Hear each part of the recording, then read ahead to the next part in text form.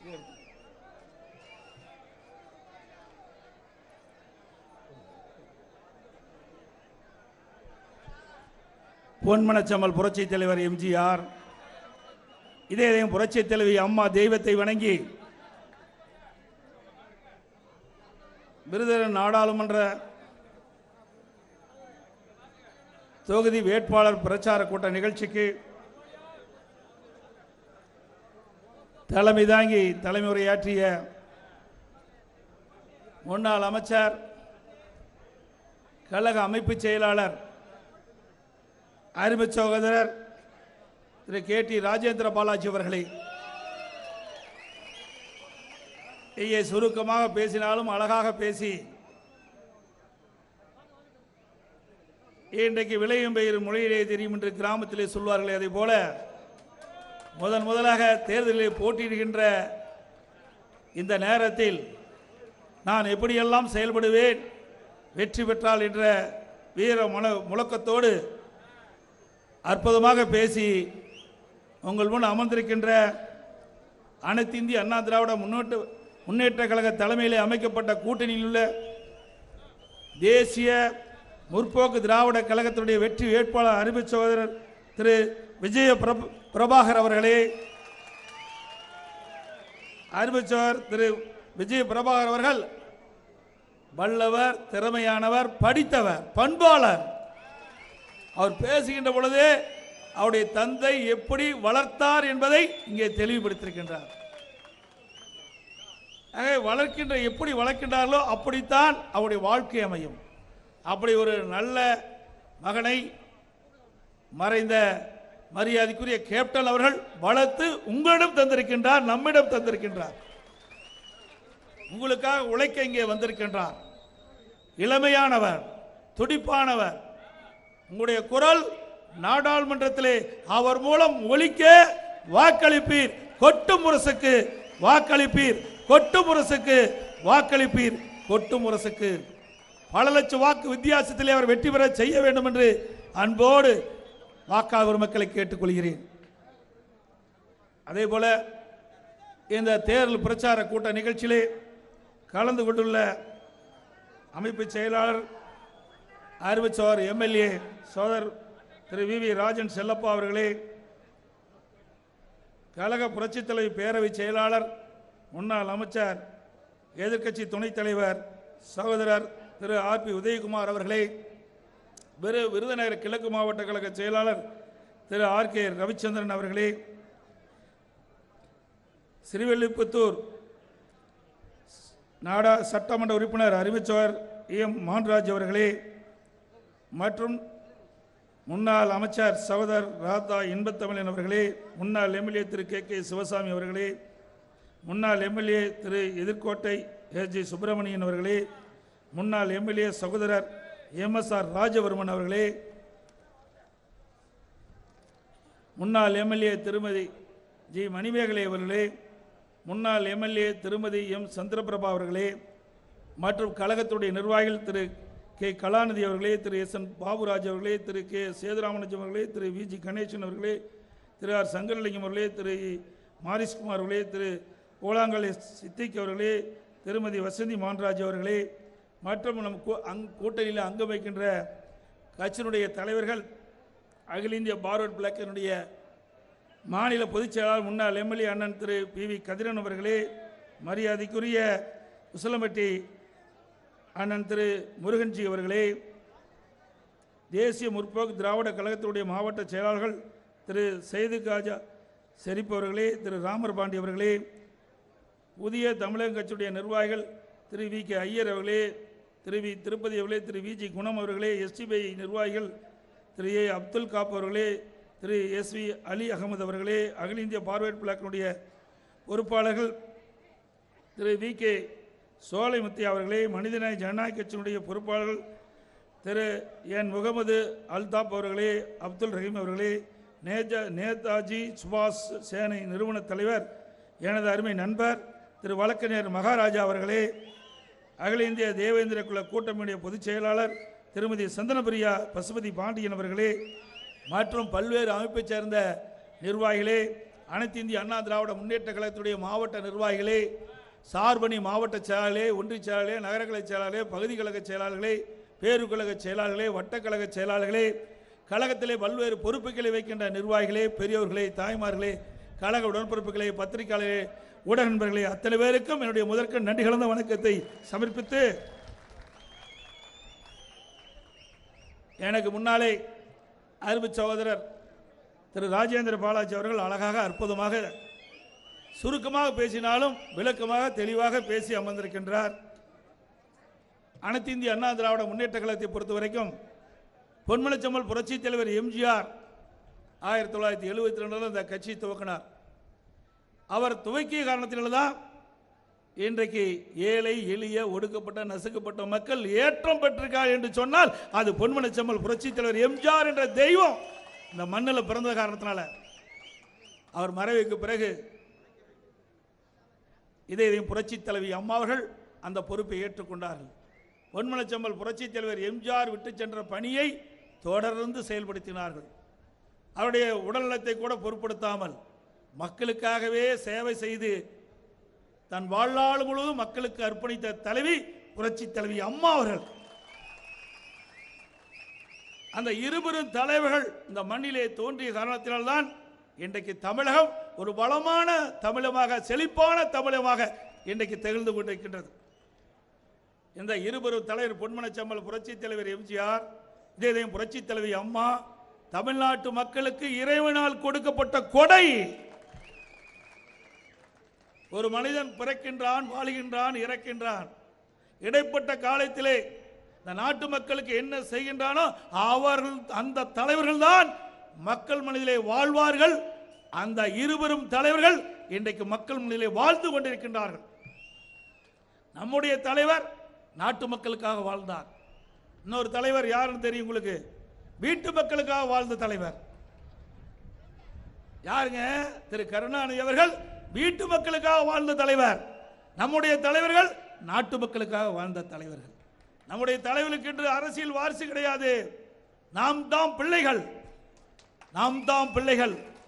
தமிழ்நாட்டை சேர்ந்தவர்கள் தான் தன்னுடைய பிள்ளைகளாக கருதி தங்கள் வாழ்நாள் முழுவதும் அந்த பிள்ளைகள் செழிப்பாக வளமாக வாழ வேண்டும் என்று இரவுகள் வாராமல் உழைத்து மறைந்த தலைவர்கள் உருவாக்கிய இயக்கம் அனைத்து இந்திய அண்ணா திராவிட முன்னேற்ற கழக இயக்கம். மக்களுக்காகவே துவங்கப்பட்ட இயக்கம். ஆகவேதான் யாராரோ இந்த இயக்கத்தை அழிக்க முற்பட்டார்கள்.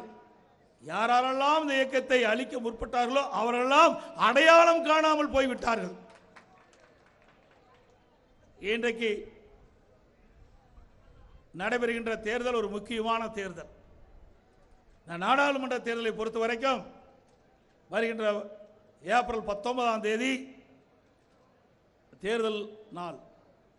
அன்றைய தினம் முன்னாலே அனைவரையும் மதிக்கக்கூடிய கட்சி, அதுவும் கூட்டணியை நேசிக்கக்கூடிய கட்சி. நம் வேட்பாளரை விட அவர்களுக்கு கூடுதல் நேரம் செலவழித்து வாக்குகளை சேகரித்து வெற்றி பெற வேண்டும், வெற்றி பெற செய்ய வேண்டும். அதுதான் நம்முடைய இயக்கத்தினுடைய லட்சியம். இதே திமுகவில் பாருங்க, திமுகவில் எப்படி இருக்குது? சீட்டை கொடுத்துட்டாங்க. சீட்டை கொடுத்து கூட்டணி கட்சி வேட்பாளரை அழுக வைக்கிறாங்க. கூட்டணி கட்சி வேட்பாளரை கண்ணீர் வடிக்கிறாரு. இதுதான் திமுக கூட்டணி. அண்ணா திமுக கூட்டணி நம்முடைய வெற்றி வேட்பாளர் எப்படி அழகாக அற்புதமாக உங்களிடத்தில் பேசினார். இதுதான் அண்ணா திமுகவுக்கு திமுக உள்ள வித்தியாசம். என்றைக்கும் திமுக மற்றவர்களை வாழ வைத்த சரித்திரமே கிடையாது. கூட்டணிக்கு போனா மென்னு முழுகிடுவாங்க. அதே அனைத்து இந்திய அண்ணா திராவிட முன்னேற்ற கழகத்தில் கூட்டணி வச்சா அவர்களை கைதூக்கி ஏற்றி விடுவோம். இது நம்முடைய பண்பு. பொன்மனச்செம்மல் புரட்சி தலைவர் எம்ஜிஆர் அவர்களும் இதயம் புரட்சி தலைவி அம்மா அவர்களும் நமக்கு சொல்லிக் கொடுத்த பாடம். அது மட்டுமல்ல, இன்றைய தினம் திரு ஸ்டாலின் அவர்களும் உதயநிதி ஸ்டாலின் அவர்களும் செல்லுகின்ற இடமெல்லாம் என்னை பற்றி தான் பேசுறாங்க. அவளுக்கு தூக்கமே போச்சு, தூக்கமே போச்சு. யாருக்கோ தூக்கம் போச்சுன்னு அவரு சொல்றாங்க, அந்த 2 பேருக்கு தூக்கம் போச்சு நாம சொல்றோம்.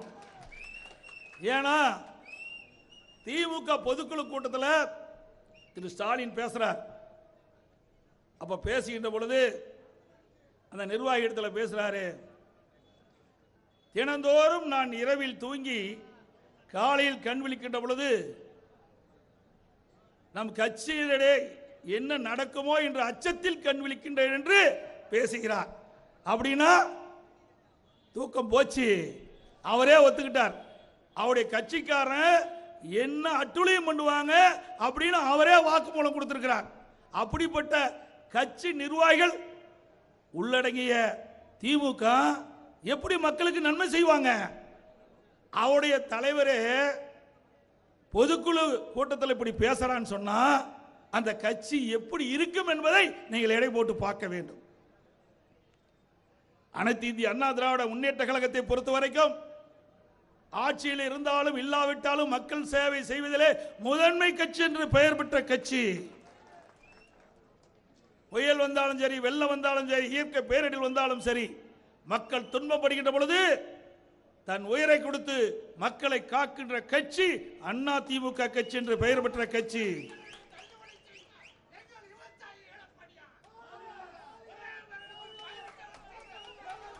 அதே போல இன்றைக்கு இந்த சிவகாசி என்று எடுத்துக்கொண்டாலே பட்டாசு தொழில் நிறைந்த பகுதி. சிவகாசி என்றாலே பட்டாசு தான் ஞாபகம் வரும். இன்றைக்கு தமிழ்நாடு மட்டுமில்ல, இந்தியாவில் எந்த மூலையில போய் சிவகாசி என்று சொன்னால் அதுக்கு அடையாளம் பட்டாசு உற்பத்தி ஆகிறது. அப்படி அடையாளம் பெற்ற பகுதி இந்த சிவகாசி. இந்த சிவகாசி நகரத்தில் தான் இந்த கூட்டத்தை போட்டுக்கிறோம். அறிவிச்சவர் ராஜேந்திர பாலாஜி அவர்களை கேட்டேன், இந்த இடத்துல போட்டுக்கின்னு சொன்ன, இது ராசியான இடம்னா இந்த இடத்துல போட்டா வெற்றி வேட்பாளர் நிச்சயமா வெற்றி பெறுவார். ராசியான இடத்திலிருந்து நம்ம வெற்றி வேட்பாளருக்கு தேர்தல் பிரச்சாரத்தை துவக்கி இருக்கிறோம். ஆகவே வெற்றி என்பது நிச்சயிக்கப்பட்டது என்பதை நேரத்தில் தெரிவிக்க விரும்புகிறேன். அதே போல இந்த பட்டாசு தொழில் எந்த அளவுக்கு இன்றைக்கு இருக்குது என்பதை நான் நன்றாக உணர்ந்திருக்கின்றேன். நான் முதலமைச்சர் இருந்த காலத்தில் அறிவிச்சவர் ராஜேந்திர பாலாஜி அவர்கள் பால்வளத்துறை அமைச்சராக இருந்தார்.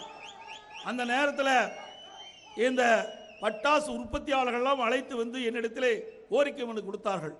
ஆகவே இதை நீதிமன்றத்தில் இருக்கின்றது, இதை எப்படியாவது இந்த பட்டாசு தொழில் பாதுகாக்க வேண்டும். இதில் லட்சக்கணக்கான தொழிலாளர்கள் இதில் ஈடுபட்டிருக்கின்றார்கள். ஆகவே இந்த பட்டாசு தொழிலுக்கு ஏதாவது ஒரு தீங்கு வந்து விட்டால், தீங்கு ஏற்பட்டு விட்டால் லட்சக்கணக்கான தொழிலாளர்களுடைய வாழ்க்கை கேள்விக்குறியாகிவிடும்.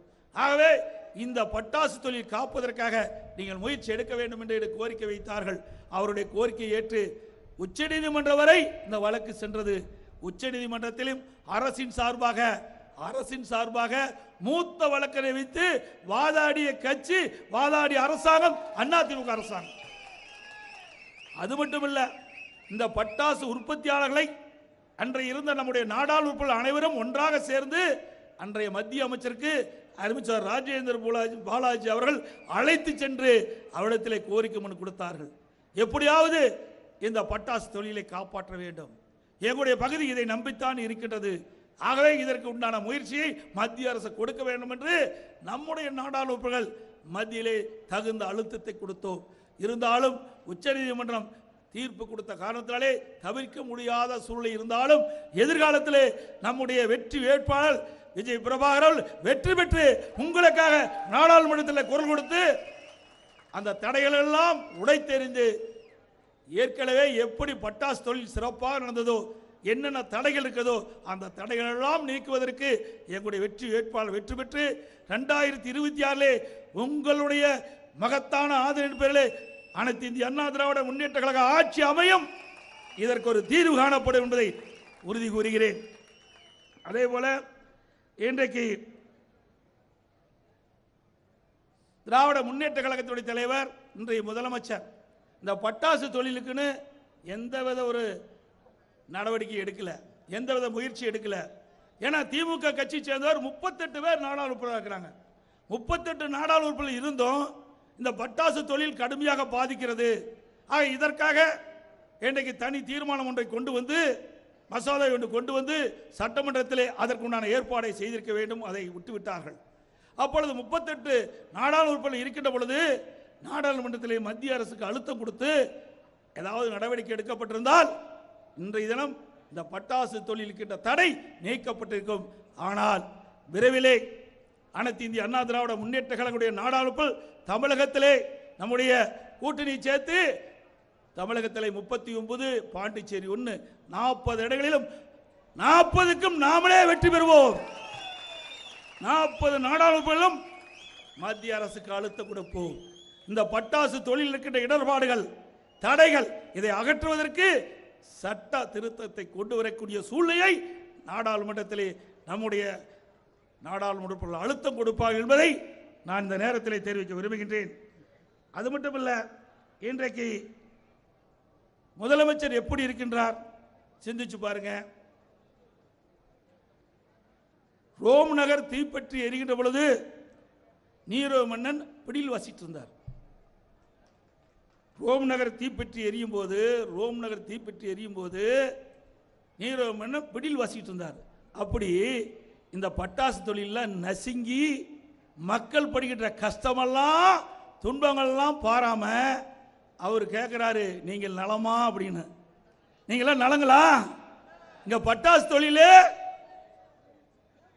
இன்றைக்கு நசுங்கி போச்சு, சரிஞ்சு போச்சு. இப்படிப்பட்ட நிலையில் நீங்கள்லாம் நலமா? யாருங்க நலமா இருக்க முடியும்? தமிழ்நாட்டில் திமுக ஆட்சி இருக்கிற வரைக்கும் நலமா இருக்க முடியுங்களா? சத்தமா சொல்லுங்க. ஸ்டாலின் காது கேட்கிற மாதிரி நலமா இருக்க முடியுமா? ஏங்க யாராவது கேட்பாங்களா? இந்த ஆட்சியில் யாராவது நலமா இருக்க முடியுமா?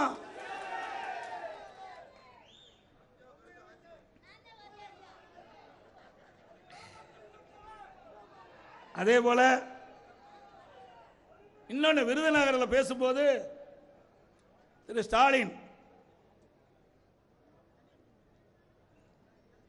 என்னை பற்றி பேசியிருக்கிறார். எடப்பாடி பழனிசாமி கவர்னரை எதிர்த்து பேசவே இல்லை அப்படின்னார். எடப்பாடி பழனிசாமி கவர்னரை எதிர்த்து பேசவே இல்லையா? ஐயா, நாங்கள் ஆளுங்கட்சியாக இருக்கும்போது இவர் எதிர்க்கட்சி தலைவராக இருந்தார். அப்போ எங்கள் மீது குற்றம் சுமத்தி ஊழல் குற்றச்சாட்டுன்னு சொல்லி இந்த கவர்னர்கிட்ட போய் மனு கொடுத்த ஆள் தான் இந்த ஸ்டாலின். எங்க மேல எந்த தப்பும் செய்யாத அனைத்து இந்திய அண்ணா திராவிட முன்னேற்ற கழக ஆட்சி மீது ஊழல் குற்றச்சாட்டு அடங்கிய ஒரு பொய்யான ஒரு புகார் மனுவை மேத ஆளுநர்கிட்ட கூட கொடுக்குற. அப்பெல்லாம் ஆளுநர் உங்களுக்கு நல்லா தெரியுது, நல்ல ஒரு ஆளுநர்.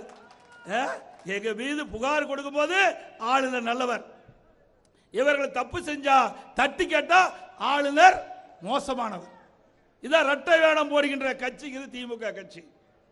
அது மட்டுமல்ல, ஆளுநர் நாங்களும் புகார் கொடுத்தோம். ஆளுநர் நடுநிலையோடு செயல்பட வேண்டும். அனைத்து இந்திய அண்ணா திராவிட முன்னேற்ற கழகத்தின் சார்பாக துறை துறை வாரியாக திமுக செய்த ஊழல் பட்டியலை நாங்கள் பட்டியலிட்டு கொடுத்தோம். அதில் போதைப் பொருள் விற்பனை, கோடிக்கணக்கான ரூபாயில் போதைப் பொருள் விற்பனை செஞ்சிருக்கிறாங்க. அதுக்கு உண்டான நடவடிக்கை எடுக்க வேணும். மதுபான பாட்டிலுக்கு கடையில் ஒரு பாட்டிலுக்கு 10 ரூபா வாங்கினாங்க, அதற்கு நடவடிக்கை எடுக்க வேணும். அது இல்லாத இன்றைக்கு உரிமை இல்லாத இல்லீகல் பார் இந்த அரசாங்கம் நடத்திட்டு இருக்குது. பலாயிரக்கணக்கான கோடி அந்த இல்லீகல் பார்ல கள்ள மதுவை வித்துக்கிட்டு இருந்தாங்க. அதுல பல்லாயிரக்கணக்கான கோடியை இந்த அரசு சம்பாதிச்சிருக்குது. இதையெல்லாம் பட்டியலிட்டு ஆதாரத்தோடு மேதகு ஆளுநர்கிட்ட கொடுத்தோம். இதுவரைக்கும் ஆளுநர் நடவடிக்கையை எடுக்கல. ஆகவே ஆளுநர் நடுநிலையோடு செயல்பட வேண்டும். நாங்களும் அதுதான் கேட்கிறோம். நாங்கள் கொடுத்த புகார் மனுவை ஏன் ஆளுநர் தாமதப்படுத்துறாரு? ஏன் அது விசாரிக்கல? இதை விசாரிச்சிருந்தா இந்த தேர்தலோட சட்டமன்ற தேர்தல் வந்திருக்கும். இந்த தேர்தலோட சட்டமன்ற தேர்தல் வந்திருக்கும். 2026 வரைக்கும் நம்ம காத்திருக்க வேண்டிய அவசியமே இல்லை. அந்த அளவுக்கு ஊழல் புரிஞ்சிருக்கிறாங்க. கொஞ்சம் நஞ்ச ஊழல் இல்ல, எல்லா துறையிலுமே ஊழல் நடக்காத துறையே இல்லை. ஊழல் மலிந்த அரசாங்கம் திமுக அரசாங்கம்.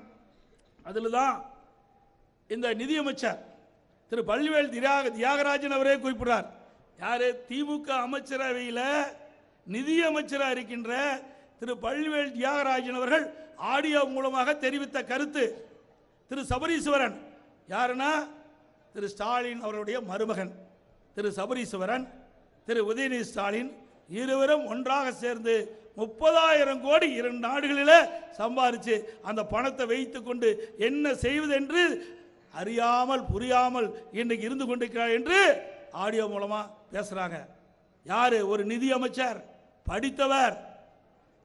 அப்படிப்பட்ட ஒரு நிதி அமைச்சரே இப்படிப்பட்ட ஆடியோவில் பேசியிருக்கான்னு சொன்னா அது உண்மை இருக்கும்ல? 2 ஆண்டு காலத்தில் கொள்ளையடிப்பதால கொள்ளையை வச்சிருந்திருக்கிறாங்க. அந்த 30,000 கோடி விசாரிக்க வேண்டும் என்று மேதக ஆளுநர்கிட்ட நான் புகார் முன்வா கொடுத்தேன். இது வரைக்கும் விசாரிக்கல.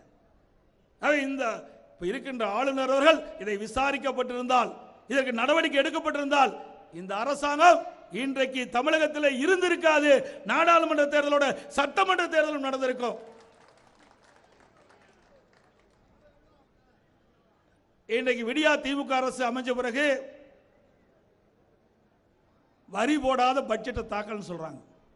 எங்க நீ வரி போடல?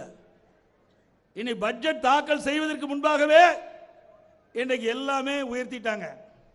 வீட்டு வரி இது மாநகராட்சி, இந்த வீட்டுக்கு ஒரு 5,000 ரூபாய் இருந்தா 10,000 ரூபாய் வரி கட்ட வேணும். 5,000 ரூபாய் இருந்தா 100% உயர்த்திருக்கிறாங்க. கொஞ்சம் நஞ்சம் இல்லைங்க, 100% உயர்த்திருக்கிறாங்க. 5,000க்கு 10,000 ரூபாய் வரி கட்ட வேணும். கடைக்கு நீங்க 5,000 ரூபாய் கட்டியிருந்தா 12,500 ரூபாய் கட்ட வேணும். 150% வரி உயர்த்திருக்கிறாங்க. அதோட கரண்ட் பில்லு 52% உயர்ந்திருக்குது. அண்ணா திமுக ஆட்சியில் 1000 ரூபாய் நீங்க மாதந்தோறும் கரண்ட் பில் கட்டியிருந்தா இப்போ 3,000 ரூபாய் கரண்ட் பில் கட்ட வேணும். 3,000 ரூபாய் கரண்ட் பில் கட்ட வேணும். அதுபோல கடைக்கு பீக் ஹவர்னு வச்சிருக்கிறாங்க, 6 மணிலிருந்து 9 வரைக்கும். அதுல டபுள் சார்ஜ் கட்ட வேணும். இப்படி மின் கட்டணத்தை மக்கள் தாக்கு பிடிக்க முடியாத அளவிற்கு மக்கள் தலையிலே சுமத்திய அரசாங்கம் தான் இன்றைக்கு விடியா திமுக அரசு. அதோட விட்டாங்களா? தண்ணி வரி ஏத்திட்டாங்க, குப்பைக்கு வரி போட்டாங்க. இவ்வளவுக்கு வரி போட்டுட்டு வரி இல்லாத பட்ஜெட்டை தாக்கல் பண்ணாராம். எப்படி ஒரு நாடகத்தை அரங்கேறிக்கிறாங்க பாருங்க, எப்படியெல்லாம் மக்களை ஏமாத்துறாங்க பாருங்க. இவ்வளவு வரியும் போட்டு இன்னும் கடனில் தான் இருக்குது இந்த அரசாங்கம். அதோட இன்றைக்கு தேர்தல் நேரத்தில் பல்வேறு அறிவிப்புகளை கொடுத்தாங்க. கேஸ் சிலிண்டருக்கு மாதந்தோறும் 100 ரூபாய் குறைப்பினாங்க. குறைச்சிருக்காங்களாமா? சத்தமா சொல்லுங்கம்மா, பேச மாட்டேங்க. தேர்தல் அறிவிப்பில் கேஸ் சிலிண்டருக்கு மாதந்தோறும் 100 ரூபாய் குறைக்கப்படும். இது வரைக்கும் குறைக்கல. Petrol diesel குறைச்சிருக்காங்களா? பெட்ரோலுக்கு மட்டும் 3 ரூபாய் குறைச்சிட்டு டீசலுக்கு குறைக்கல. இன்றைக்கு விவசாயிகள் டிராக்டர் பயன்படுத்துறாங்க. அந்த டிராக்டர்கள்லாம் இந்த டீசல் தான் பயன்படுத்த வேணும். விவசாயிகள் பாதிக்கிறாங்க. அதோட லாரி வாடகை உயர்ந்திருக்குது டீசல் விலையினால. இன்றைக்கு எந்த பொருள் வந்தாலும் லாரியில் தான் வர வேணும். அப்படி லாரியில் அந்த பொருளை ஏற்றிட்டு வரும்போது டீசல் உயர்வினால் வாடகை உயர்கிறது. வாடகை உயர்கின்ற பொழுது அதுக்கு வருகிற சரக்கு அதன் மேல் உயர்த்தப்படுகிறது. இன்றைக்கு கடையில் போய் ஒரு பொருள் வாங்கினா அந்த லாரியிலிருந்து இறங்குற காரணத்தினால, அந்த வாடகை உயர்ந்த காரணத்தினால அந்த உயர்த்தப்பட்ட தொகை நம்மிடமிருந்து வசூல் பண்றாங்க. நீங்க டீசல் விலை உயர்ந்தா நமக்கு என்ன பிரச்சனை நீங்க என்ன வேண்டாம். டீசல் விலை உயர்ந்தால் நம்முடைய தலையில் தான் விடியுது. எந்த பொருள் வாங்கினாலும் எல்லாமே டிரான்ஸ்போர்ட் மூலமாக தான் வருது, வாகனத்தின் மூலமாக தான் வருது, லாரியின் மூலமாக தான் வருது. அப்படி லாரி வாடகை உயர்கின்ற பொழுது அந்த பணத்தை மக்களிடத்தில் வசூல் பண்றாங்க. ஆனால் தேர்தல் நேரத்தில் திராவிட முன்னேற்ற கழக தேர்தல் அறிக்கையில் குறிப்பிட்டாங்க, அப்போ ஆட்சிக்கு வந்தவுடன் டீசலுக்கு மாதந்தோறும் டீசலுக்கு 4 ரூபாய் ஒரு லிட்டர் குறைக்கணும்னு சொன்னாங்க. இது வரைக்கும் குறைக்கல. அதோட மத்திய அரசு குறைக்க வேண்டும். இன்றைக்கு மத்திய அரசு கச்சா எண்ணெய் இறக்குமதி செய்கிறது, குறைஞ்ச விலையில் இறக்குமதி செய்து. ஆனால் அதற்கு வரி போட்டு இன்றைக்கு கிட்டத்தட்ட வரியே 70% வந்துடுது. வரி மட்டும் 70% வந்துடுது. அப்ப அதையும் அவர்கள் மத்திய அரசாங்கம் குறைக்க வேண்டும். மக்களுடைய கஷ்ட நஷ்ட துன்பங்களை உணர்ந்து மத்திய அரசு குறைக்க வேண்டும் என்று நாங்கள் பல முறை தேர்தல் அறிக்கை எங்களுடைய அறிக்கையின் மூலமாக கேட்டுக்கின்றோம், ஊடகத்தின் மூலமாக கேட்டுக்கின்றோம். ஆனா வெறும் 2 ரூபா தான் குறைச்சிருக்கிறாங்க. மத்திய அரசாங்கம் வெறும் 2 ரூபா தான் குறைச்சிருக்குது. மத்திய அரசு மாநில அரசும் மக்களை ஏமாற்றி கொண்டிருப்பதை இந்த நேரத்தில் வெளிப்படையாக தெரிகிறது. உடனடியாக மத்திய அரசு மாநில அரசுகள் யார் ஆட்சிக்கு வந்தாலும் சரி மத்தியிலே டீசல் விலை குறைக்கப்பட வேண்டும். அதுதான் மக்களுடைய எண்ணங்கள். அதை வருகின்ற அரசு நிறைவேற்றும். இல்லாவிட்டால் நம்முடைய நாடாளுமன்றத்திலே தகுந்த அழுத்தத்தை கொடுத்து அந்த விலை ஏற்றத்தை குறைப்பார் என்பதை இந்த நேரத்தில் தெரிவிக்கிறேன். இன்றைக்கு அனைத்து இந்திய அண்ணா திராவிட முன்னேற்ற கழக ஆட்சி இருக்கின்ற பொழுது பல திட்டங்களை கொண்டாந்தோம், நிறைய திட்டங்களை கொண்டாந்தோம். ஏழை குடும்பத்திலே பிறந்த பெண்களுக்கு உரிய திருமண வயதை எட்டுகின்ற பொழுது பொருளாதார சூழ்நிலையின் காரணமாக திருமணம் தடைபெறுகிறது. திமுக அரசு நிறுத்திட்டது. தேர்தல் அறிக்கையில் சொன்னாங்க, திமுக தேர்தல் அறிக்கையில் எடுத்து பாருங்க, இந்த தாலிக்கு தங்க திட்டத்தை நாங்க இந்த திருமண உதவியை உயர்த்தி கொடுப்போம்னு சொன்னாங்க. உயர்த்தி கொடுக்காட்டி உயர்த்தி கொடுக்கலாம் பரவாயில்ல, திட்டத்தையே ரத்து பண்ணிட்டாங்க. பல லட்சம் குடும்பங்கள் இன்றைக்கு இந்த திருமண உதவி திட்டத்தின் மூலமாக, தாலிக்கு தங்க திட்டத்தின் மூலமாக இன்றைக்கு அவர்களுக்கு அந்த குடும்பம் இருக்கின்ற பெண்களுக்கு உரிய நேரத்தில் திருமணம் நடந்தது. இதுவும் தடைபட்டு விட்டது. இன்றைக்கு ஒரு பவுன் 50,000 ரூபாய். இன்றைக்கு நான் வரும்போது நான் தொலைக்காட்சியில் பார்த்தேன், ஒரு பவுன் 50,000 ரூபாய். இதே அனைத்து இந்திய அண்ணா திராவிட முன்னேற்ற கழக ஆட்சியாக இருந்தால் அந்த ஏழை பெண்கள் திருமணம் ஆகின்ற பொழுது ஒரு பவுன் நாங்கள் கொடுத்துருப்போம். 50,000 ரூபாய் 25,000 ரூபாய் கொடுத்துருப்போம். அதுவும் அந்த ஏழை பெண்களுக்கு கிடைக்காத ஒரு சூழ்நிலையை ஏற்படுத்திய விடியா திமுக அரசுக்கு இந்த தேர்தலிலே தகுந்த பாடத்தை போட்டுங்கள். அதே போல இன்றைய தினம் சட்ட ஒழுங்கு சந்தி சிரிக்குது. எங்க பார்த்தாலும் கொலை, கொள்ளை, திருட்டு, வழிப்பறிவு, கஞ்சா போதையில் வெட்டுறான். இன்னைக்கு இதுதான் தொலைக்காட்சியில் பார்க்குறோம், ஊடகத்தில் பார்க்குறோம், பத்திரிகையில் பார்க்குறோம். தினந்தோறும் செய்தி இந்த செய்தி ஆகிப்போச்சு, வேற எந்த செய்தியுமே இல்லை. இன்றைக்கு நாடே குட்டிச்சவர் ஆகிப்போச்சு. மிக மோசமான சூழ்நிலைக்கு இந்த ஆட்சி இன்றைக்கு நிர்வாக திறமையற்ற ஒரு ஆட்சியில் பார்க்கப்படுகிறது. இன்றைக்கு சட்ட ஒழுங்கு தமிழகத்தில் அடியோடு சீர்கெட்டு போய்விட்டது. இதையெல்லாம் சரி செய்ய வேண்டும் என்று சொன்னால் மீண்டும் அதிமுக ஆட்சி மலர வேண்டும். அப்படிதான் மலர்ந்தா தான் இந்த நாட்டை காப்பாற்ற முடியும். அது மட்டுமில்லை, தமிழ்நாட்டில் போதைப்பொருள் விற்காத இடமே இல்லை. எது கிடைக்குதோ இல்லையோ, எந்த சந்தில் பார்த்தாலும் கஞ்சா விற்பனை அமோகமாக நடக்குது. கஞ்சா விற்காத இடமே இல்லை. இன்றைக்கு தமிழ்நாடு போதைப்பொருள் நிறைந்த மாநிலமாக காட்சியளிக்குது. கேவலமாக இருக்குது. நம் கண் முன்னே நாம் பெற்றெடுத்த பிள்ளைகள் போதைக்கு அடிமையாகி சீரழியக்கூடிய காட்சி தமிழகத்திலே பார்க்கப்படுகிறது. இன்றைக்கு மாணவர்களும் கல்லூரி சேர்ந்த இளைஞர்களும் பொதுமக்களும் போதைக்கு அடிமையாகி, கஞ்சாக்கு அடிமையாகி இன்றைக்கு அவர்கள் உயிரை விடுகின்ற அளவிற்கு மோசமான நிலை தமிழகத்துக்கு போய்விட்டது என்பதை இந்த நேரத்தில் சுட்டிக்காட்ட விழுகின்றேன். அது மட்டுமல்ல, அண்மையிலே இன்றைக்கு திராவிட முன்னேற்ற கழகத்தைச் சேர்ந்த இன்றைக்கு சென்னை மேற்கு மாவட்ட அயலக அணி துணை அமைப்பாளர் ஜாபர் சாதிக் என்பவர், அவர் வெளிநாட்டுக்கு போதைப் பொருள் கடத்துவதாக போதைப்பொருள் தடுப்பு பிரிவை சேர்ந்த அதிகாரிகள் அவரை கைது செஞ்சிருக்கிறாங்க. அவர் தான் பாருங்க, ஸ்டாலின் இருக்கார். யாரோட இருக்காரு சொல்லுங்க, சத்தமா சொல்லுங்க. இவருக்கு அவருக்கு என்ன தொடர்பு? நீங்க போட்டோ பிடிக்கலாம். நான் கூட ராஜேந்திர பாலாஜியில் வரும்போது கிட்டத்தட்ட ஒரு 200-300 பேர் எங்கள் இடத்துல போட்டோ எடுத்தாங்க. போட்டோ எடுப்பது வேறு, போட்டோ எல்லாமே தொடர்ந்து எடுப்பாங்க. அது யார் என்னன்னு நமக்கு தெரியாது. ஆனால் அவருடைய கட்சியுடைய நிர்வாகியாக இருக்கிறார், அயலக அணி துணை அமைப்பாளர் இருக்கிறார். இப்படிப்பட்ட ஒரு அமைப்பே இங்கேயும் இல்லை. இந்த போதைப் பொருள் கடத்துவதற்கு தான் அயலக அணின்னு அமைச்சிருப்பாங்க, சந்தேகமாக இருக்குது. அயலக அணியா? எங்கேயாவது இப்படிப்பட்ட அணியை கேள்விப்பட்டிருக்கிறீங்களா? எத்தனையோ அணி இருக்குது. ஆனால் அயலக அணின்னு வைத்து இப்படிப்பட்ட போதைப் பொருள் விற்பனை செய்கின்றவர்கள்லாம் அடைக்கலம் கொடுத்த கட்சி திமுக கட்சி. இன்னொரு அவருடைய புதல்வர், அவரு ஏதோ வாங்கிட்டு இருக்காங்க, 2 பேருமே என்ன வாங்குறான்னு தெரியல. அவரோட இருந்து புகைப்படம். ஆக இதுக்கெல்லாம் விளக்கம் கேட்டு நான் அறிக்கையை வெளியிட்டேன், ஊடகத்தின் வாயிலாக வெளியிட்டேன். இதுவரைக்கும் பதிலே இல்லை. ஆக இன்றைக்கு 3 ஆண்டு காலமாக இந்த ஜாபர் சாதிக் என்பவர் வெளிநாட்டுக்கு போதைப் பொருள் கடத்தியிருக்கிறாரு. இப்போ பிடிச்சது மட்டும் 2000 கோடிங்க. இப்படின்னா 3 ஆண்டு காலத்தில் எத்தனை ஆயிரம் கோடிக்கு போதைப் பொருள் கடத்தப்பட்டிருக்க என்பதை நாம் எண்ணி பார்க்க வேண்டும். அதனால தான் நான் அடிக்கடி சொல்லிட்டு இருந்தேன். நான் ஆரம்பத்தில் தான் சொல்லியிருக்கேன், இந்த ஆட்சி வந்ததிலிருந்து சொல்லிட்டு இருக்கிறேன், போதைப் பொருள் நடமாட்டம் அதிகமாக இருக்கிறது, இதை தடுக்க வேண்டும். இதை அறவே தமிழகத்தில் போதைப் பொருள் இல்லாத ஒரு மாநிலமாக உருவாக்க வேண்டும் என்று சட்டமன்றத்திலையும் பேசினேன், பத்திரிகையிலையும் தொடர்ந்து நான் அறிக்கை வெளியிட்டேன், ஊடகத்தின் வாயிலாகவும் பேசினேன். ஆனால் இந்த விடியா திமுக அரசு எதுவுமே செய்யல. ஏன்னா திமுகவை துணை நிற்குது. போதைப் பொருள் கடத்துவதற்கு அவருடைய நிர்வாகிகள இது உட்பட்டிருக்கான்னு சொன்னா எப்படி இவர்கள் போதைப் பொருளை தடுப்பார்கள்? இப்படிப்பட்ட நிலைமை தான் தமிழகத்தில் நிலவி கொண்டிருக்கிறது என்பதை நேரத்தில் எண்ணி பார்க்க வேண்டும். அது மட்டுமல்ல, எங்கெங்கெல்லாம் முதியோர் வசிக்கிறாங்களோ அங்கெல்லாம் குறி வச்சு அவர்களை சின்ன பின்னமாக வெட்டி கொலை செய்கின்ற காட்சி பார்க்குறோம். இந்த ஆட்சி வந்த பிறகு எங்கெல்லாம் முதியோர்கள் தனியாக வசிக்கிறாங்களோ அங்கெல்லாம் பார்வையிட்டு அங்கே போய் அந்த முதியோர்களை தாக்கி அவர்கள் அணிந்திருந்த நகைகள் வைத்திருந்த பணத்தை எல்லாம் கொள்ளையடிக்கின்ற காட்சியை நாம் பார்த்துட்டு இருக்கிறோம். இந்த அரசாங்கம் ஒரு செயலற்ற அரசாங்கம், ஒரு பொம்மை முதலமைச்சர். இவரை ஒன்றுமே செய்ய முடியல. நான் ஏற்கனவே பல கூட்டத்தில் சொல்கிறேன், நம்ம குழந்தைகளுக்கெல்லாம் பொம்மை வாங்கி கொடுத்த பிறகு சாவி கொடுப்போம் பொம்மைக்கு, அது அட்டகாசமாக டக்கு டக்கு டக்கு டக்குன்னு கை தட்டும். அது மாதிரி இப்போ இருக்கிற முதலமைச்சர் எழுதி கொடுக்குறத வச்சு படிச்சுட்டு இருக்காரு.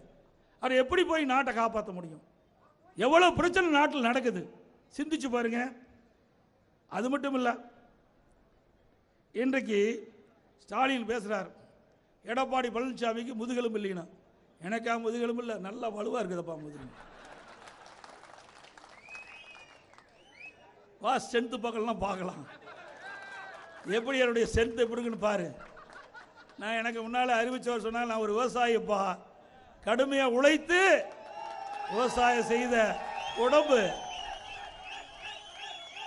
வெயிலையும் மழையிலையும் இருந்து பழக்கப்பட்ட உடம்பு, ரத்தத்தை வேர்வையாக மண்ணிலே சிந்தி உழைக்கின்ற விவசாய குடும்பத்திலே பிறந்தவன் நான்.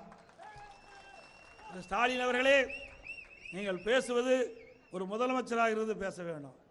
எதை பேச வேண்டும் என்பதை உணர்ந்து பேச வேண்டும். ஒருவரை கொச்சப்படுத்தி பேசினால் நாங்களும் ஒரு எல்லை வரை தான் பொறுத்திருப்போம். நாங்களும் பேச ஆரம்பிச்சா முடியல, மோசமாக போயிடும். வேண்டுமென்றே திட்டமிட்டு தேர்தல் பிரச்சார கூட்டத்துக்கு போகும்போது என்னை எப்படியெல்லாம் விமர்சனம் செய்தார் என்று பத்திரிகையிலையும் ஊடகத்திலையும் பார்த்தேன். நான் அதுக்கெல்லாம் கவலைப்படலை. ஒரு அரசியல்வாதி என்றால் இதெல்லாம் கிடைக்கத்தான் செய்யும், ஏச்சும் பேச்சும் வரத்தான் செய்யும். ஆனால் அதுக்குன்னு ஒரு லிமிட் இருக்குது, அதுக்குன்னு வரையறை இருக்குது. இன்றைக்கு எல்லாமே அந்த வரையறைக்குள்ள இருந்தால் தான் சரியா இருக்கும். அதுக்கு மேலே நீங்கள் சென்றால் எங்களுடைய இயக்க தொண்டர்களும் நிர்வாகிகளும் உங்களை விட பன்மடங்கு பேசுவார்கள். அது மட்டுமல்ல, இவர்கள் ஆட்சிக்கு வந்த பிறகு அண்ணா திமுக நிர்வாகிகளை மிரட்டுவது, தகவல் தொழில்நுட்ப பிரிவு நிர்வாகிகள் மீது வழக்கு போடுவது, எங்கள் முன்னாள் அமைச்சர் மீது வேண்டுமென்றே திட்டமிட்டு பொய் வழக்கு போடுவது, இப்படியெல்லாம் போட்டு அண்ணா திமுகவுடைய உழைப்பை, எங்களுடைய நிர்வாகிகளுடைய உழைப்பை முடக்க நினைக்கின்றார்கள். ஒருபோதும் நடக்காது திரு ஸ்டாலின் அவர்களே. இதுக்கெல்லாம் அஞ்சு கட்சி நடத்தல. நாங்க பொன்மனச்சம்பல் புரட்சி தலைவர் எம்ஜிஆர் அவர்கள் இந்த இயக்கத்தை தோற்றுவிக்கின்ற பொழுது எவ்வளவு பிரச்சனை சந்தித்தார்கள். அதே போல இதே புரட்சி தலைவி அம்மா அவர்கள் இந்த கட்சிக்கு வருகின்ற பொழுது பொன்மனச்சம்பல் அந்த டெண்டர் ரத்து பண்ணிடுறாங்க. அந்த ஒதுக்கப்பட்ட நிதியும் அரசாங்கம் ரத்து பண்ணிடுது. அப்புறம் எப்படி 20 லட்சம் ரூபாய் ஊழல் பண்ண முடியும் அப்படின்னு கேஸ் மேலே போட்டாங்க. அப்படியும் ஒரு கேஸை போட்டாங்க, பொய் வழக்கு போட்டாங்க. நான் நீதிமன்றத்துக்கு போய் நான் உச்சநீதிமன்றத்தில் தடையான வாங்கினேன். பிறகு இந்த ஆட்சி வந்த பிறகு உச்சநீதிமன்றத்தில் இந்த வழக்கு நடத்துவேன்னு சொன்னாங்க. உச்சநீதிமன்றம் உடனே உயர்நீதிமன்றத்துக்கு ஆணை பிறப்பிச்சது. இதை டெண்டர் விட்டது 230 கோடிங்க, சுமார் 230 கோடி. பணம் எவ்வளோ கொடுத்துருக்காங்க தெரியுங்களா? 410 கோடி. டெண்டர் விட்டது 230 கோடி, பணம் கொடுத்தது 410 கோடி. அதில் அப்புறம் ஊழல் நடந்திருக்குல்ல. அதனால் நாங்கள் லஞ்ச ஒழிப்புத்துறையில் நம்முடைய முன்னாள் எம்பி ஜெயவர்தன் போய் புகார் கொடுத்தார், விசாரிக்கல. உயர்நீதிமன்றம் போய் கேஸ் போட்டோம். இப்போ கேஸ் நடந்துட்டு இருந்தது. இப்போ திமுக ஆட்சிக்கு வந்தது. இன்றைய தினம் எதிர்கொள்ள முடியாமல் லஞ்ச ஒழிப்புத்துறை இதில் ஆதாரம் இல்லைன்னு சொல்லி நீதிமன்றம் சொல்லி இன்றைக்கு அதை ரத்து பண்ணியிருக்காங்க. மீண்டும் அனைத்து இந்திய அண்ணா திராவிட முன்னேற்ற கழக ஆட்சி வரும், இதை விசாரிக்கப்படும். நாங்கள் உச்சநீதிமன்றத்தில் மேல்முறையீடு செய்வோம். ஏன்னா நீங்கள் இந்த ஒரு கட்டணம் கட்டுறாங்கன்னா அரசாங்கத்தில் இதுக்கு எஸ்டிமேட் போடணும். எஸ்டிமேட் போட்டு அதற்கு ஒப்பந்தம் விடுவாங்க, டெண்டர் எடுப்பாங்க, அப்புறம் அந்த பணி செய்வாங்க, அதுக்குண்டான தொகை கொடுப்பாங்க. இதுதான் நடைமுறை. ஆனால் திமுகவில் டெண்டர் விட்டதற்கு மேலாக அதற்கு மேலே கிட்டத்தட்ட 410 கோடி கொடுக்குறாங்கன்னா 90% அதிகமாக பணம் கொடுத்துருக்குறாங்க. அதைத்தான் நாங்கள் விசாரிக்க சொல்கிறோம். ஆக உங்களுக்கு முதுகெலும்பு இருந்தால் என்ன போல நீதிமன்றத்தில் நான் இந்த வழக்கை சந்திக்கிறேன், நான் ஊழல்வாதி இல்லை நிரபராதின்னு நிரூபிக்கலாம்ல. உங்களுக்கு தான் முதுகெலும்பு இல்லை திரு ஸ்டாலின் அவர்களே. அது மட்டும் இல்லை, திமுகவை சேர்ந்த பல அமைச்சர்கள் இன்றைக்கு நீதிமன்ற படிக்கட்டில் ஏறி ஏறி இறங்கிட்டு இருக்காங்க. பல இப்பொழுது இருக்கிற அமைச்சர்கள், அப்பொழுது முன்னாள் அமைச்சராக இருந்தாங்க, அம்மா போட்ட வழக்கு இன்றைக்கு பல பேர் தடுமாறி கொண்டிருக்கிறாங்க. அந்த சட்டமன்றத்தில் முன் வரிசையில் இருக்கிற அமைச்சர் பல பேர் வேற இடத்துக்கு போயிடுவாங்க. எங்கே போயிடுவான்னு நீங்களே முடிவு பண்ணிக்கங்க. இவர்கள் நம்மை பற்றி ஊழல்வாதி என்று சொல்கிறார். அனைத்து இந்திய அண்ணா திராவிட முன்னேற்ற கழக கட்சியை பொறுத்த வரைக்கும், அரசாங்கத்தை பொறுத்தவரைக்கும் ஒரு நேர்மையான ஆட்சி செய்த அரசாங்கம் அதிமுக அரசாங்கம் என்பதை மக்களுக்கு தெரியும். அனைத்து இந்திய அண்ணா திராவிட முன்னேற்ற கட்சியை பொறுத்த வரைக்கும் நாட்டு மக்களுக்கு உழைக்கின்ற கட்சி. கஷ்ட நஷ்ட துன்பங்கள் வருகின்ற பொழுது மக்களுக்கு தேவையான திட்டங்களை கொண்டு வந்து அந்த கஷ்டத்திலிருந்து மக்களை விடுபடுகின்ற ஒரு அரசாக செயல்பட்டது. அதனால இன்றைக்கு மக்கள் மத்தியிலும் நம்ம அதிமுக ஒரு நற்பெயர் இருக்கின்றது. எந்த இடத்துல போனாலும் மக்கள் பேசுவது அதிமுக ஆட்சி ஒரு பொற்கால ஆட்சி, அதிமுக ஆட்சி ஒரு பொற்கால ஆட்சி. உங்களுடைய ஆட்சி அப்படியே சொல்றாங்க.